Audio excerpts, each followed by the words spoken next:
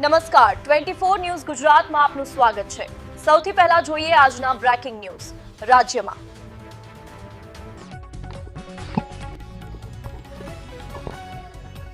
બનાસકાંઠાના કાંકરેજ તાલુકાના આકોલી નગરે શ્રી વાસુપૂજ્ય સ્વામી દાદાના જિનાલયની 11મી સાલગીરીની ઉજવણી કરવામાં આવી હતી। પ્રાપ્ત વિગત અનુસાર કાંકરેજ તાલુકાના આકોલી ગામે આવેલ શ્રી વાસુપૂજ્ય સ્વામી દાદાના જિનાલયની 11મી સાલગીરીની 23 ફેબ્રુઆરી મહાવદ 11 શુક્રવારે સવારે વહેલા 9 વાગે 11મી ધ્વજાની શોભાયાત્રા નીકળી હતી, જેમાં 18 અભિષેક અને 17 વેદી પૂજા કરવામાં આવી હતી। ત્યારે 12:39 વાગે ધ્વજારોહણ કરવામાં આવ્યું હતું, જેમાં ધજાનો લાભ આકોલી જૈન સંઘના આદેશથી અકોલી ગામની બહેન દીકરીઓ દ્વારા લેવામાં આવ્યો હતો।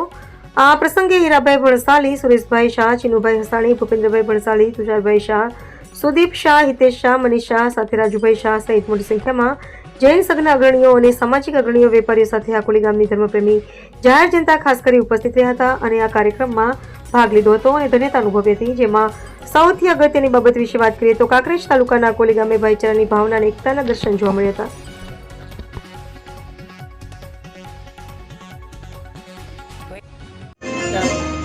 શ્રી આકોલી શ્વેતાંબર મૂર્તિ પૂજક જૈન સંઘની આજે વાસુપૂજ્ય દાદાની 11મી ધજા એટલે દેરાસરની સાલગીરી આજથી 11 વર્ષ પહેલા 2015માં આ જિનાલયની પ્રતિષ્ઠા રંગે ચંગે કરવામાં આવી અને આજે 11 વર્ષનો સમય વીત્યો, પણ વર્ષ આકોલી સંઘનો ઉત્સાહમાં વધારો થતો જોવા મળે છે।